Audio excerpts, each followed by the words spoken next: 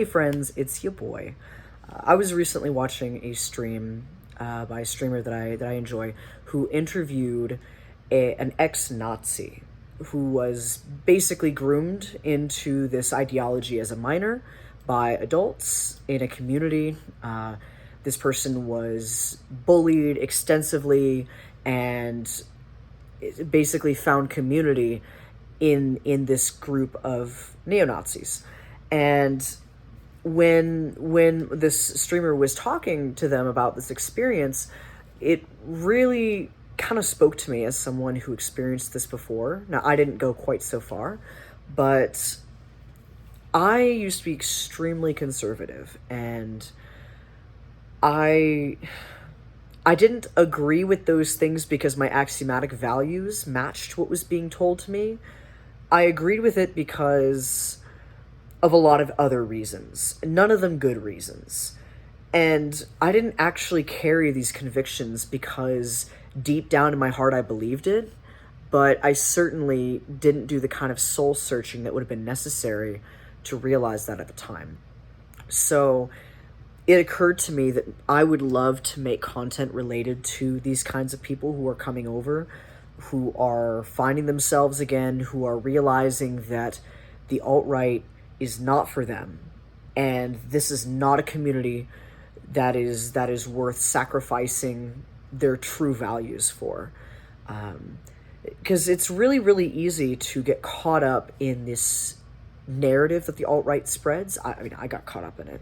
I got caught up in it back in the anti-feminist SJW heyday, back when folks like Thunderfoot, for example, stopped doing quite so many science videos and started doing more anti-feminist videos, which, probably should have stick to the science. That was great content, and I'll admit, I still watch some of his science stuff. Genuinely cool to watch. But I did get dragged down the pipeline because people like Thunderfoot, or at the time, The Amazing Atheist, were some of the more moderate folks who started, bringing me down the line. And really, their only crime at that time, and maybe I'm a bit more forgiving towards TJ because he has legitimately changed, and I think that's really awesome. Hearing interviews with him, much more recent interviews, is really, really, really cool because he actually seems like a pretty cool dude now. But these more moderate takes that these folks had even back then led me down to some very, very dark places where I started listening to people like Sargon of Akkad, for example. I was a pretty big Sargon fan, actually. I'm ashamed to say it. And there was no end to the amount of channels on here that I could watch of varying degrees of alt-rightiness. And so I always had content that kept bringing me further and further into these bigoted beliefs that I grew up with. And not only did this cause me to completely deny who I was as a person, which was not straight, I'm a bisexual man, and also I didn't really know that I was trans because I kept pushing it down. I was like, I'm not going to deal with this. I'm just a masculine woman. I'm going to marry a man someday, and I'm going to put on a dress and makeup, and I'm going to be happy with that, and I love being called she, and I love being seen as a woman, and I love my body, and everything about it is cool, even though I can't look in the mirror naked because I want to die. So much of that self-hate kind of came back into play when I was in these spaces, but I wasn't even realizing it. It was an incredibly unhealthy space for me to be in.